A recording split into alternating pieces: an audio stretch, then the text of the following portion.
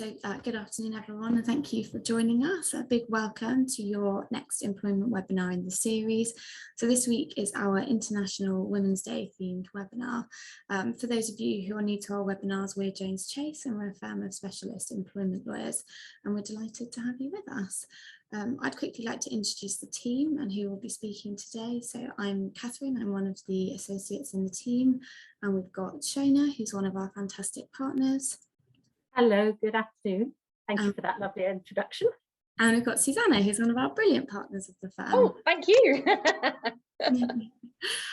Just before we get started, there's a couple of housekeeping matters.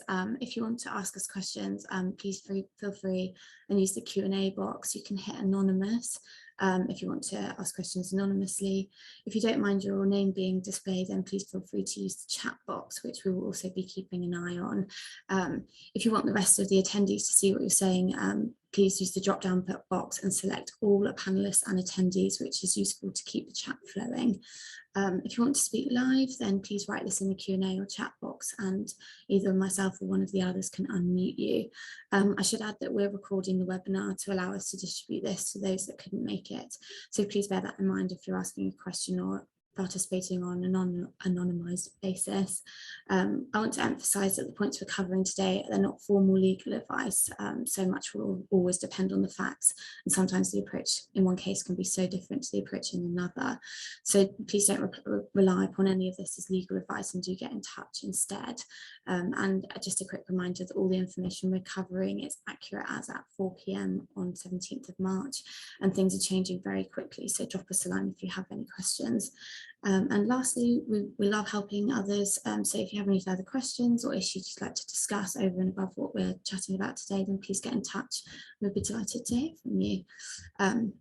In terms of the content for today's webinar, as I'm no doubt you'll be aware, it was International Women's Day on the 8th of March, so this is the theme of this webinar today.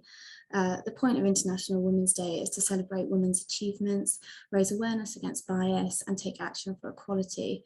So through our work as employment lawyers, we're even more aware of inequality faced in the workplace, and as a firm this is something we really care about, and hopefully the topics today will reflect this. So first up with a topic is myself, and I'm going to run through a number of recent developments that have a direct impact on women in the workplace. The first is the fact that the Minister of Women has launched 2 new pilot schemes to mark International Women's Day.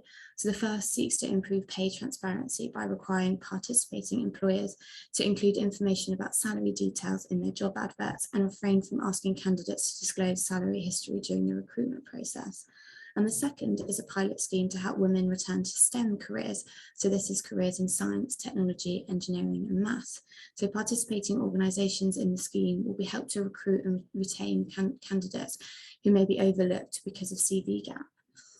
But further details on these schemes are awaited. The second is that the Equality and Human Rights Commission, with support from the UK government, is creating a statutory code of practice on sexual harassment and harassment in the workplace, as well as producing employer guidance on effective action to protect individuals at risk of harassment. This followed the government's response in July 2021 to the Government Equalities Office consultation on sexual harassment in the workplace. So as part of its response, the government has also committed, with the typical when parliamentary time allows, to introducing a new duty on employers to prevent workplace sexual harassment and protection for employees who are harassed by customers and clients, so third parties. Again, we do not know when this will be published. And then another small but symbolic step for gender equality is that the government has urged Companies House to remove the term chairman from Companies House model articles and replace it instead with the gender neutral term chair. Those campaigning for the change state that language matters and that the use of gendered language is linked to differences in employment rates between men and women. And then my fourth is a not quite so positive development, is that we've appeared to come to a bit of a standstill on parliamentary discussions on paid miscarriage leave. So at present, statutory parental bereavement leave and pay only applies to employees who have experienced a stillbirth after 24 weeks of pregnancy. They do not cover miscarriages before this point, ectopic pregnancies or molar pregnancies ending before 24 weeks. The miscarriage leave bill is currently being pursued as a private member's bill, and there was a debate on the 8th of March 2020 in the House of Commons where paid miscarriage leave was considered. During the debate, it was noted that 1 in 4 pregnancies ends in miscarriage, and that employees who are grieving, sometimes after multiple miscarriages, should not be expected to rely on statutory sick pay or their employers' flexible working and compassionate leave policies, or having to take holiday. So during the debate, Paul Scully MP, Parliamentary Under Secretary of State for Business, Energy and Industrial Strategy, mentioned that the government is mindful of placing additional burdens on businesses. He gave no commitment to paid miscarriage leave, and when asked whether he would consider extending statutory bereavement leave and pay to include parents who experience loss before 24 weeks, he responded that employment measures would be outlined when parliamentary time allows. And finally, new research by the Business in the Community, the BITC and Ipsos, has found that women's careers continue to be held back due to challenges of balancing work and caring responsibilities. The research found that approximately 3 in 5 women, as opposed to 1 in 5 men, have avoided applying for a job or promotion because of concerns on how they would manage balancing their job and their caring responsibilities. So this is interesting also that more men than women felt unsupported at work, and 50% of those surveyed felt that men were less likely to gain support at work if they were juggling childcare responsibilities. It also found that 2/3 of those surveyed felt that offering information on flexible working options was one of the most convincing ways for employers to demonstrate their commitment to gender equality. And 70% said that these options needed to be promoted to both men and women in order to challenge the stigma around male caregivers. 4 recommendations were put forward by the BITC, and these were to consider caring the norm, not the exception, to champion equitable access to care for all genders in their policies, foster a culture that supports men to care, and promote flexible working directly to men. And in my view, this is definitely part of a much wider debate about gender inequality stemming from our stigma around men taking time out of work generally. So whether that's caregivers and just also raising children. And the difference here is that men are currently afforded equal rights to apply to work flexibly, even though, as I've just discussed, the stigma around them actually doing so, it tends to mean they're not taking up this right as readily as women are. However, it does also feel like we're a longer way off to tackle the stigma around men taking time off to raise their children, a stigma which currently our statutory policies aren't brilliant at trying to tackle. So obviously we're all aware of shared parental leave, but the uptake on this has been found to not be that great. And it's suggested that this is in part because women don't want to give up maternity leave, which is what the shared parental leave system requires, but also that it's driven by men generally earning more money, which is part of an issue that Shona might be touching on later on on the webinar. But it does feel like we're in this vicious cycle, and a lot more needs to be done to see gender equality, and that maybe a starting place for this is trying to look at more equalising the rights across the board. But that's all I have to say on my little quickfire update. But now we'll be moving on to Susanna, who's going to speak about more working women suffering burnout in the pandemic than men, and specifically, why did this occur? What has been identified within the workplace and workplace cultures that gave rise to this, and how employers are responding to address these issues.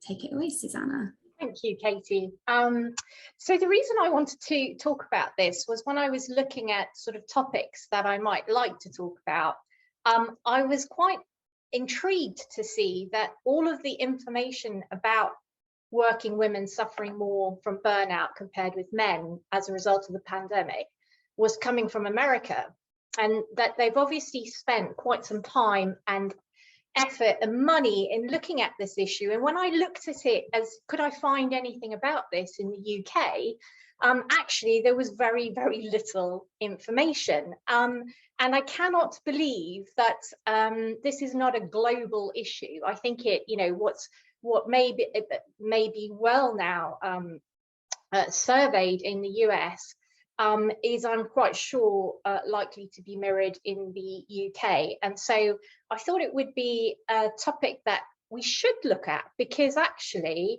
what the pandemic has done is sort of supercharged everything.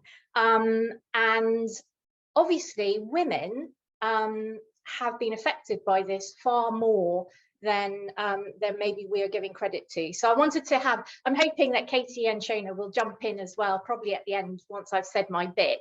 I'm not sure I'm giving you loads of legal advice, if I'm honest with you. What I'm hoping to do is to give you some things to think about. But at the back of this, I think what sits behind it all is that if matters aren't addressed, there are always going to be risks of discrimination claims arising from sex and also from disability. So the big question is, why is it that more working women suffered burnout in the pandemic compared with men? And believe you me, it's not rocket science. It's really actually quite clear and obvious when you think about it. So we know as a fact that women statistically are bearing the brunt of childcare responsibilities, and probably also the care actually for older members of family. But as I said, the pandemic supercharged this situation, resulting in the fact that a lot of women became the default caregiver while trying to stay afloat working. And that was really impacted, and we really saw that happening when we saw schools closing, childcare facilities going, and other support mechanisms that we all rely on, particularly if we're working mothers, to support us. So we actually just physically saw during the pandemic more women having to devote time to childcare and chores during COVID that perhaps they hadn't or had the support in place to deal with pre-pandemic. And the real pressure, I think, came when we saw homeschooling and this requirement for parents. And again, statistically, it appears, certainly in the States, that fell quite significantly to women to pick up the homeschooling. And what that seems to have caused was feelings of actual anxiety and inadequacy, not in terms of looking after, schooling their children, but just trying to balance this huge responsibility of keeping your children on track and managing that, as well as still performing at a high level in the workplace. And then something that actually I didn't think about, and you can just see why this probably would have had even more of an impact, is that statistically, again, female managers in the pandemic situation at time spent a lot more of their time focused on the emotional health and well-being of their teams. They were spending more time dealing and speaking with their teams, looking at their workloads, trying to manage the flexibility that their teams work, compared with male managers. And actually, this ironically appears to have caused more pressure for them, because where they were supporting others, they had nobody supporting them. And that's because, again, statistically, we have more senior managers at the very top levels of senior management who are men compared with women. So those female managers who were perhaps in middle management, who were really dealing with the day-to-day managing of teams, were simply not being supported by their senior managers, and that led to increased stress levels and burnout for them. I think we are probably all hindered by something, well, I'm calling it the superwoman effect, where we need, as women in working, we want to be successful career women, and then we also want to be great mothers, so we put lots of pressure on ourselves. And those issues all together compounded in what we saw as contributing significantly to more women suffering burnout in the pandemic.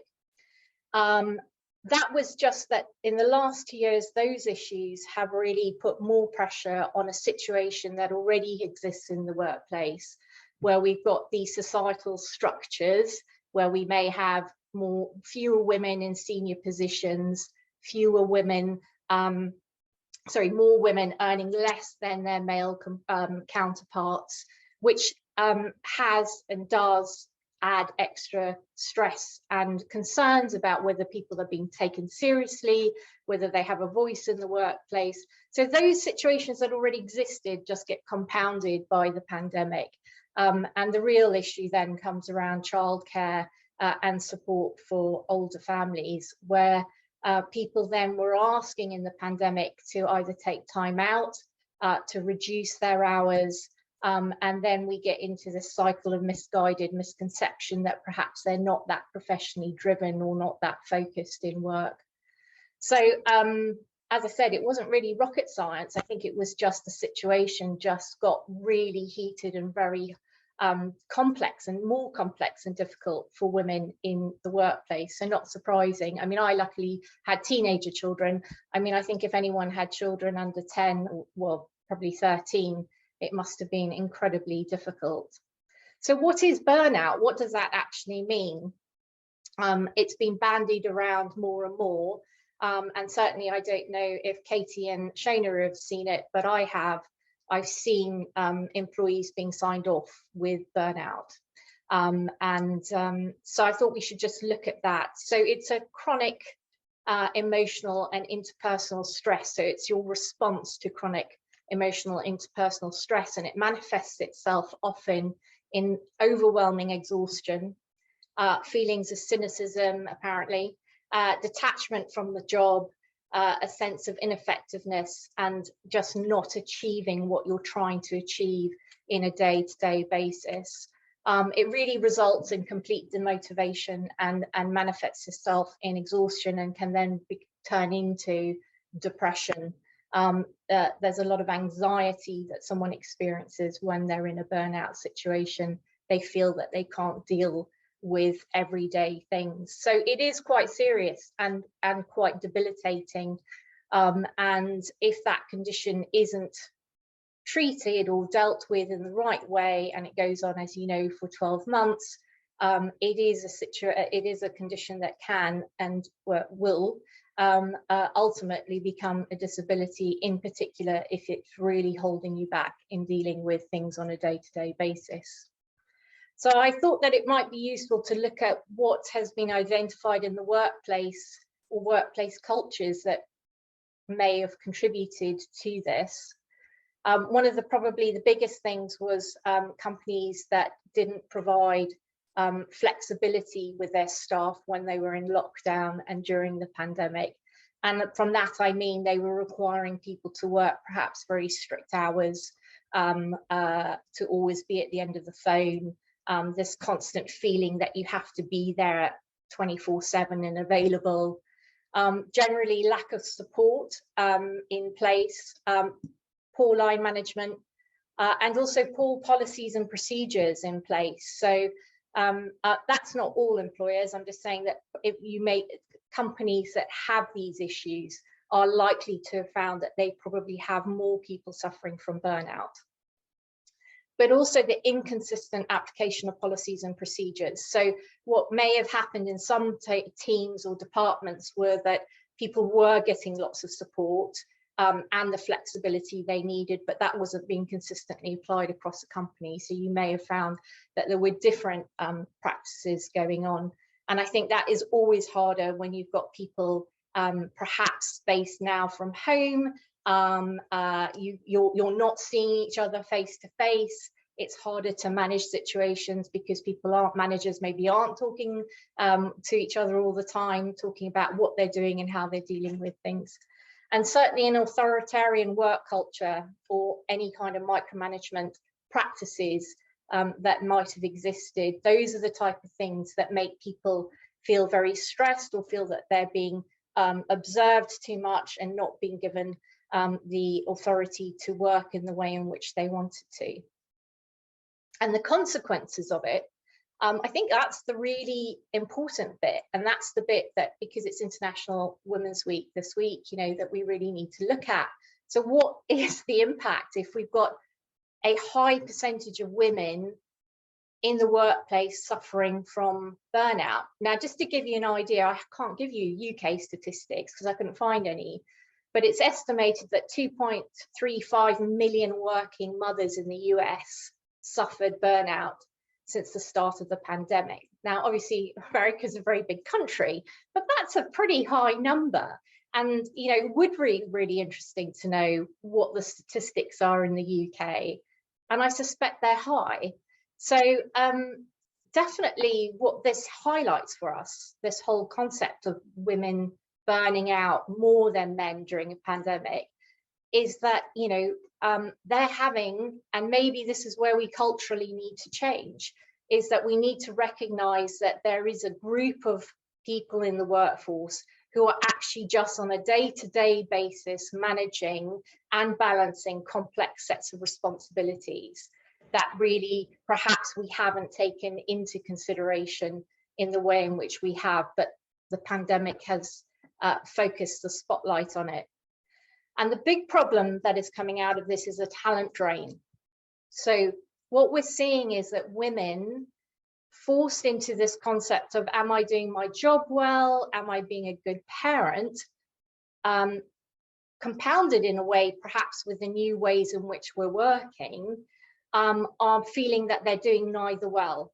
And so what they're tending to do is considering giving up their jobs to stay at home and look after their children. And according to the McKinsey and Company report on women in the workplace in 2021, which is a massive survey, I will give you the link to this because it's really worth reading, and it doesn't just look at burnout, it looks at lots of things. But it's an extensive survey of women in the workplace and looking at what's been happening for women in the workplace. That survey sort of mirrors the stats that Katie was talking about, which said that 1 in 3 women say they've considered downshifting their careers or actually leaving the workforce. So there's a real concern that what we might see in this as a knock-on consequence of this is that we have a talent drain of women from the workplace. And another concern is about those women, so women who have suffered from burnout or just suffered from complete stress during this situation, having generally poor mental health, and therefore no longer being good advocates about the workplace because they didn't feel supported. So actually they're discouraging, so not being necessarily the best role models anymore for young women in the workplace, because they're discouraging future generations from setting ambitious professional goals, particularly around if they want to start a family, because they're saying you don't get the support that you need. And that will obviously, if that did happen, and God, I hope it doesn't, then that exacerbates the gender inequalities in the workplace. If we've got women thinking, well, I'm not going to push myself forward until, you know, because I want to have a family. So yeah, I think, and then we've talked about this in seminars before, this whole new way of working, the hybrid way of working, or the, you know, permanently working from home, and the impact that that has on workplace gender equality. So our own stats have shown, not Jones Chase's, but the ONS stats have shown that women are more likely than men to work from home in post-pandemic, in the post-pandemic. And then we have the evidence and the stats that support that people who work from home are less likely to get promoted than those who have more face time with their managers. So, you know, that's quite an interesting thing to think about in terms of the whole mix, which makes it actually something that we should be talking about. And it's probably something that we should, and I'm concerned why the UK aren't looking at this in a little bit more detail, and why we don't have any really useful reports about burnout and how it's been impacted on the workplace. So on the more positive thing about how can employers respond to address these issues, like, so this is just throwing some ideas out there that have been put out there. Lots of employers have been really good, but there's some things to think about. So the first thing is that old workplace practices probably are no longer fit for purpose, and I think people are definitely looking at how they can change working arrangements, and we are seeing lots of companies bringing in hybrid working. But that has, and working from home and working flexibly. But one of the things that as a law firm that we have been tackling with in relation to advising on these changes that people are bringing in is that we really are experiencing, and any of you joining us for the performance management seminars, spring seminar series, which starts next week, is this whole question of what kind of policies and procedures and processes do you have in place for dealing with these new working arrangements? Because I think what we're all getting to the view of is that you need to have different policies and different processes and procedures in place to make sure that gender bias doesn't come into the work, doesn't come into the mix, that things like performance reviews are carried out fairly and properly, and how do you do all of that so that you don't get into that situation where women, if there are more of them working from home in a hybrid way, are perhaps they're not getting promoted or getting the pay rises or whatever it is, or getting disconnected from the companies they're in. So I think it's about, old work practices need to modernize and they're no longer fit for purpose. The other thing is that I think companies really need to be looking at equal pay and equal opportunities for promotion, and Shona's going to be talking about that, so I'm not going to trail into that.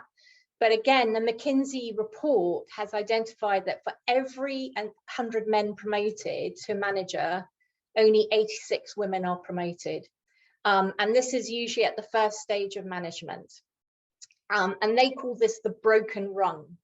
And what they're saying is, although we're seeing positive movement of women moving into senior levels, it's just taking a long time because we're just not promoting on an equal basis. Obviously, there's training that needs to be done for managers around this, and Katie mentioned it as well. It's about how do employers get rid of stereotype gender roles? How do you get rid of all of that in your workplace? And then you've got to start being really creative. And I think that's where the exciting bit for us, actually, for HR, for boards, and for senior management. It's looking at new things that we can do to support our staff. So, and I thought this was brilliant, actually. So lots of companies obviously provide maternity leave. We have to do that. We've got legislation for it. But there are other companies now that recognize that the age profile of young employees starting families is not young anymore. It's in their 30s, sometimes their late 30s, even into their 40s, where they're experiencing difficulties conceiving. So you've seen some companies now looking at the whole entire journey of planning and raising a family for their staff. And so offering things like financial support for IVF, or loaning staff money to undertake IVF. They're looking at putting in proper mental health support. So at the moment, I think the bare minimum that most companies do is offer private medical health, which has some helpline advice service attached to it. In my experience, very rarely do they give very much information about it, and very rarely do employees take that benefit up. So it's actually going another level.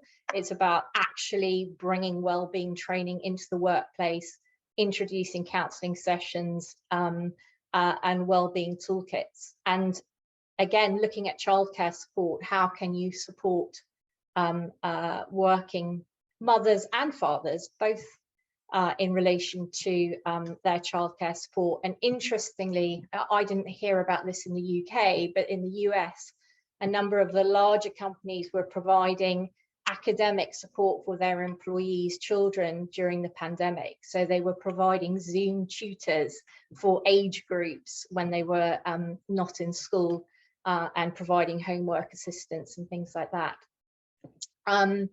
So yeah, the 3 rules that come out of the McKinsey report identify 3 key areas.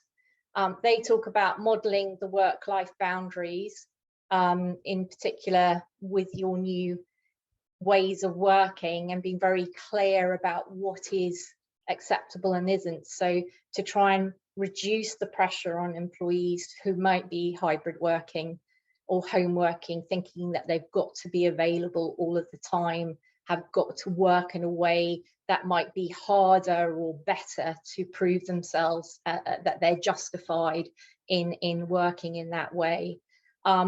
Ensuring that performance is evaluated based on results was a very key point.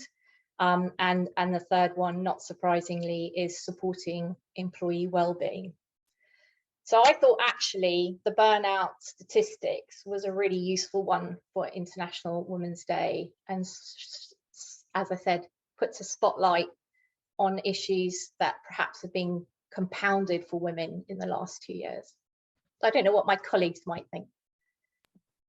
Well, I thought that was fascinating, actually. I had no idea that there were American statistics as you've just described. And I was surprised that it was more women than men, because I would have thought it's a particular characteristic of concerns about change.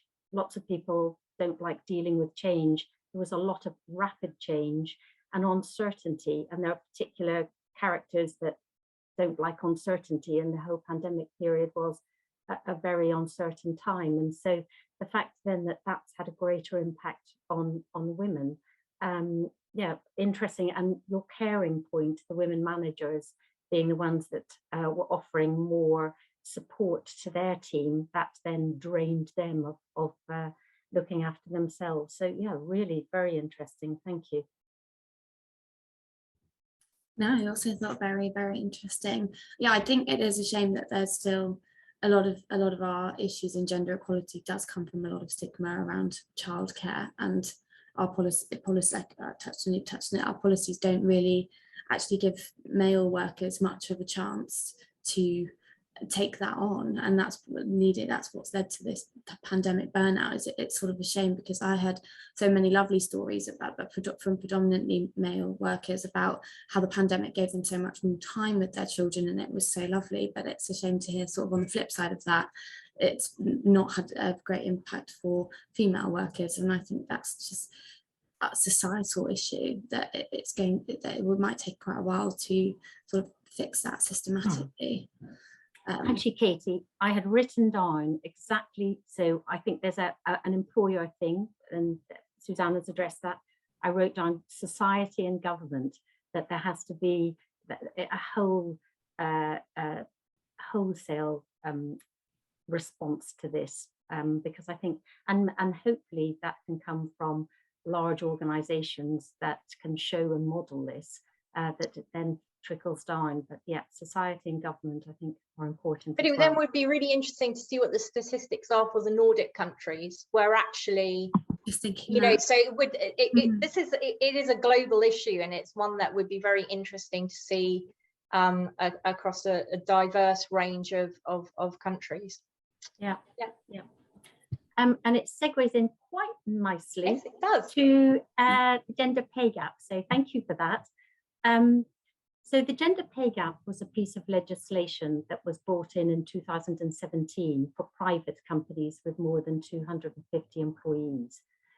And it was quite a complicated piece of legislation involving quite complicated maths for employers to find the median, the midpoint of pay for both men and women, and then the mean, the average pay for men and women.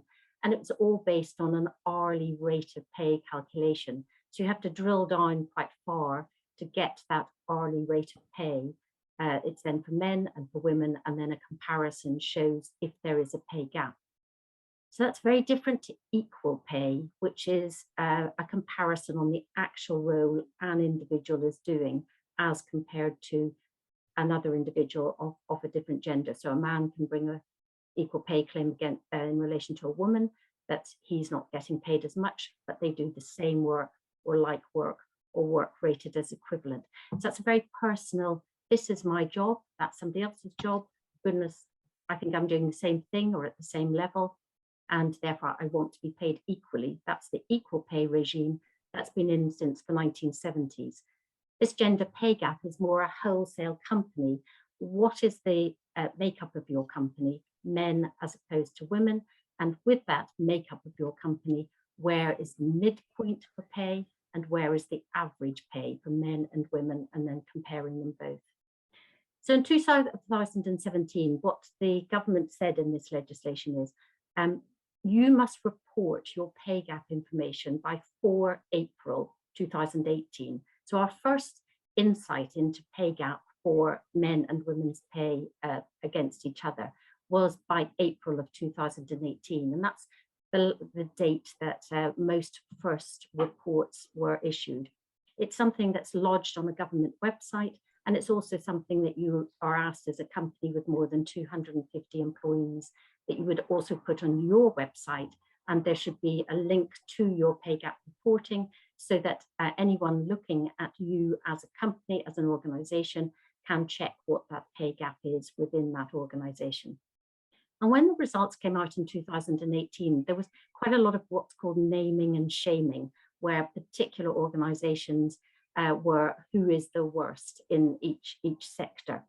And actually, the very, very worst organization within the UK, an organization with more than 250 employees, was a company called Bow Avenue, and it's a lingerie company. It's within the Ryman's group of companies, but it's lingerie that it sells, and it had a 75.7 pay gap disparity. So that would mean that for every pound that a man earns, a woman earns 24 pence. So you can see that's quite a gap. Now, I'm saying for every pound a man earns, a woman earns 24 pence. This isn't a man and woman in the same job. This is just showing that the makeup of this company, on average, a man earns a pound, a woman will earn 24 pence. And therefore, it's indicative of an organisation that possibly has a lot of women at a low level earnings compared to the board, which would be made up of men with high levels of earnings. And that's what creates this disparity. So this lingerie company explained their pay gap at that time in 2018 for that very reason. We have lots of shops, and on the shop floor will be women, and they are the lower paid employees, whereas within our management range, we have a lot of men, and they are higher paid. And that was their reason for explaining the gap that they have within the organisation. I do apologise, it does somebody sound through the window with lots of childcare difficulties. So I apologise for the fact somebody's having a terrible day with their child.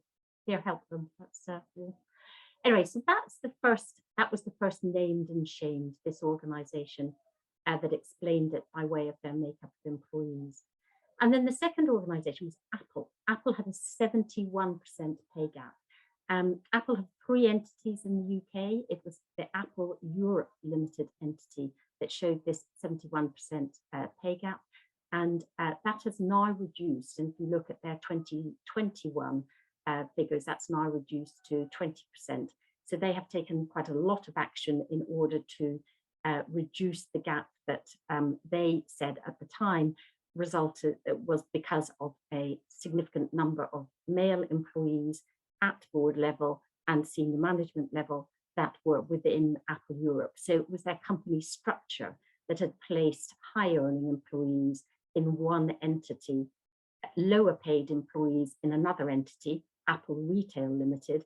And because they had just higher employees in one entity and not many women, there was a great disparity in pay, and that resulted in 71% disparity. And again, for every pound that men earned in general, that meant the women were earning 29 pence. So you can see that's quite a disparity.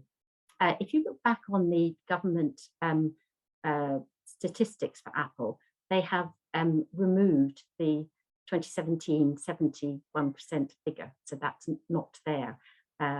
It's showing a different figure, but it was at that time 71%. And then the third namer or shamer in 2018 was Ryanair. And Ryanair came up at a 72% level. So for every pound for men in general, there's a 28 pence payment for women. And Ryanair has an entity in Ireland that is not included in the statistics for its pay gap. It's a Great Britain piece of legislation. And what they said is, in our UK or Great Britain piece of legislation, we have pilots and we have cabin crew. That's who the main bulk of our employees are in the UK. The board, the office people, etc., they're all in Ireland, so they weren't counted. But when we look at our pilots and our cabin crew, The majority of pilots are well paid and male. In fact, at the time they had 8 female pilots for 554 pilots altogether, so 8 female. And then we have a huge number of cabin crew who are female, and therefore they're lower paid, and that's what creates this disparity. And actually by 2020 figures, so when they reported in for their 2020 figures, that disparity is still 68%. They have not managed to redress that balance. And their reason for not being able to redress that balance is a point made by Katie early on in the webinar about training and stereotypical types of jobs. And you mentioned about funding for STEM type jobs and training and education. They're just not women pilots being trained. And so they can only recruit what's out there, and that is male pilots, better paid. But for the 8 female pilots that are at Ryanair, there is an assurance on their website that they are paid the same as the male pilots. So there's no equal pay issue, it's gender pay gap. But that gender pay gap is because of the pool of individuals from whom they can choose pilots, it's male. And that's the training and the education, and that's a societal government regulatory point, rather than name and shame Ryanair for the gap that it has. So having just looked at those examples, I must tell you that Bow Avenue, this lingerie place, you can click on the government website to find out what the report says. Why are they explaining off their pay gap as they are? What is it behind this explanation? And if you click on that on the government website, it leads you straight into their lingerie section. And at the moment, there is a 50% sale on if anyone is interested. So that's they've used that as a marketing opportunity rather than as an explaining opportunity. So then the last people that turned up in all the 2018 media, goodness, look what the gender pay gap is doing, is Wetherspoons. And Wetherspoons in 2017, they had a 2% pay gap. So for every man earning £1, the woman was earning 98 pence. Woohoo for Wetherspoons. But when you look at their 2020 figures, it has gone up to 22.6% pay gap. And Wetherspoons have explained that the main cause of that increase in pay gap, so they were doing very well in 2017, and this is not great in 2020, was because of furlough. Because when you are calculating the gender pay gap, it has to be for relevant full pay employees who are actually getting pay and in work and getting paid for that work. And so all their furloughed employees were not included in their statistics. And in 2020, at the time that Wetherspoons had to submit their gender pay gap information, and you may remember in the pandemic, that date was moved from an April date to further on because no one could create gender pay gap for April 2020. Wetherspoons at the time of reporting had 52 employees in full paid employment as at that pay gap date. And they have altogether 42,768 employees. So there are only 52 actually working during that whole pandemic period. Everyone else was furloughed. And that's why, so they will say their pay gap that's to be reported then in April of 2021 will be a figure that will be comparable to the 2% they had in 2017. So this thing came in, this piece of legislation came in 2017. First reporting was 2018, April of that year. So we've had 2018, 2019, didn't happen in 2020 because of the pandemic. 2020, 2020 because of the pandemic, happened again then in 2021. And now we're going to get the information for 2022, which will relate to the 2021 pay date. So we're going to really have 3 pay gap reporting pieces of information online for all these organizations to track where they're going with their pay gaps. But actually, when you look at it, this pay gap legislation hasn't made any difference to the gap. Those that had a large gap, Ryanair is a good example, haven't improved that because they can't. Apple have improved it because they've rejigged where everybody is within their organization. Though Avenue haven't improved it, they're just using it as a marketing exercise. So it's sort of, what's the point of this pay gap? And when the legislation was first introduced, they said, well, we'll review it in 5 years' time. And that 5 years is 2022, and it's now. And that review will take place this year. And I think the main question has to be, what is the point? Because no one is enforcing a reduction in that pay gap. There's nothing to say that needs to be enforced. You have to do your pay gap reporting, but there's no enforcement in making that better. So I suppose one of the things is, what could we introduce as an alternative to reduce that pay gap? And I think going right back to Katie's presentation to talk about 2 initiatives by the government that were discussed on International Women's Day last week, when they put forward those initiatives. Those are 2 good steps to take within government, and there are many, many more, in order to try and redress the balance of those pay gaps.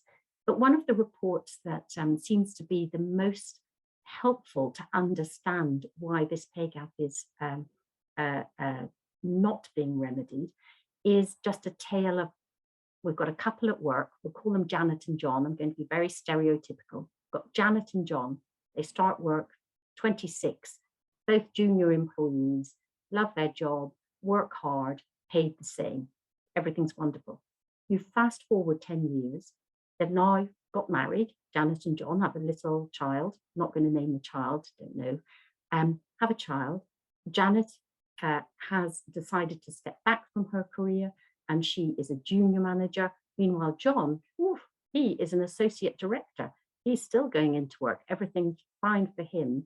And the pay gap between Janet and John has therefore increased significantly, having started off at the age of 26, same job, same salary, everything fine. But then life changes. And at the age of 36, we have this disparity, just purely because of the trajectory of their careers. And it's that creates this pay gap more than anything. The fact that the organizations, society, government, they're not keeping up with what women are, the people who are having the children. That goes without saying. What are we doing to support that period of time in a woman's career where they don't lose out on career opportunities, but equally that organizations are set up in a way where you can have that child and have a career. There's no reason why not. And to support those employees who want to remain in that career. But you'll only want something if it's desirable. If that working arrangement looks like something that can also work with my family arrangements, I'll join in, I'll take it. But if an organization is very hierarchical, and to the extent where you have to be seen to be going up that career ladder, as Susanna referred to earlier in her presentation, and that doesn't suit the family life that has been created at that point in your life, then a woman will not want to take that route in employment. And so it's ensuring within companies that there is a framework that a woman will find attractive and will want to pursue her career without detriment to her family, and as we've just heard, without detriment to her health. And I think that's where the company, the society and government has to be looking forward as to how we can access that, and access 50% of our population. We're a great 50% and we've got lots to offer. Let's use it. So yeah, I find it is an exciting time for the future, and that the pandemic in some ways has helped to fast forward the way of working, which is a home and office hybrid or just all at home. But we mustn't squander it, and we mustn't abuse it so that those at home and or hybrid are facing a detriment for having made that choice, which fits in with their family life. So yes, that's gender pay gap. Yeah, I agree. It is exciting. I don't know if you saw, Shona, but on International Women's Day, if you're on Twitter, anyone on Twitter may have seen the gender pay gap bot. This was hilarious, actually. It was somebody who's created an algorithm where it picked up anybody tweeting about how they support the women in their workplace. And then it went to the website to see if, you know, did this calculation and came up with their median hourly pay differential, and it published it. So all day there was just constant feed, and it was companies were going crazy. They were deleting it because it was showing 68 median different. And now I've just looked on it, and actually it would appear that they've got everyone's deleted their original tweet about supporting the women in their workplace, unless it's around about 20% difference. So oh my goodness, I didn't see this. So if you have I'm not going to tweet. I'm not going to join Twitter for this, but thank you. I'll rely on you to be my. But it did cause. It was interesting. It caused a real stir, and obviously embarrassed quite a few companies along the way. Well, I'll tell you a little exercise that I did. So there's a wee course that I do lecturing on for employment law, and one week it was on gender pay gap. And the course, what we did was a wee exercise. Where do you shop? I don't need to know where you shop, but where do you shop? And let's look up the government website for that particular organisation, whether it's Lidl, Asda, Waitrose, Harrods, who knows? Actually, nobody shopped in Harrods, but I just thought I'd throw it in there. And everybody looked it up to see where their supermarket or their where they were in the gender pay gap, and if they were improving, etc.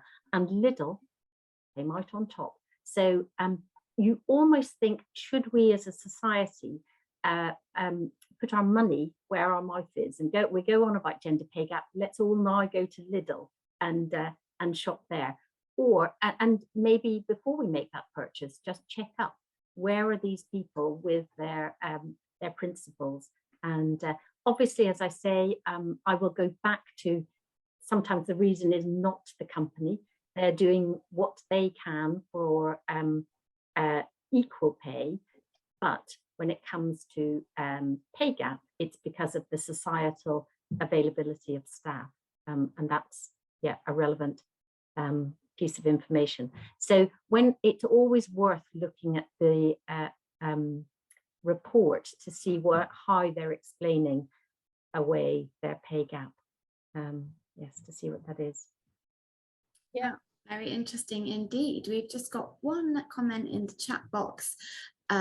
Someone has said it's a very interesting insight on fertility and starting families later. Thank you. They've said another area for consideration which can impact female managers is secondary infertility. So the inability to conceive a second child after having no issues conceiving the first time, which commonly goes hand in hand with increased accountability promotions at work. It's very interesting. Well, and actually it's a very well-made point in terms of, so a lot of employers, that first child, woohoo, isn't that lovely? You then have that second child, you have that third child, good grief, you know, what kind of job do you want? And there is a stigma attached to having that family that is of a size that the employer just doesn't fit in with their arrangements. So yeah, it's not only the infertility, but even with fertility, having that further time off. It's just such a short-term attitude to employment. It's thinking that actually it's just those particular years of a woman's life that are impacted will have a detrimental effect on the company's takings, when actually if you're good to the employee, they will be loyal to you generally. As general. I agree. Okay, well, up to 5 to 5. I think that's been a very interesting insight into a few little issues, and hopefully we will start to see some changes. It might be a bit of a slower course of action, but I think it looks like it's going in a direction which could be very positive. But anyway, thank you for everyone who joined us. Just a quick reminder that the information that we've covered today is accurate as at 4 p.m. on the 17th of March 2022, and please feel free to spread the word about Jones Chase and what we're doing to others, and if you're happy to recommend us, that would be lovely. And we're also happy to sign anyone up to our mailing list to receive free bulletins and other content and invitations to these webinars. But until then, it's goodbye from us, and thank you so much for attending. Thank you, Katie, for hosting. Thank you. Bye-bye. Bye. Bye.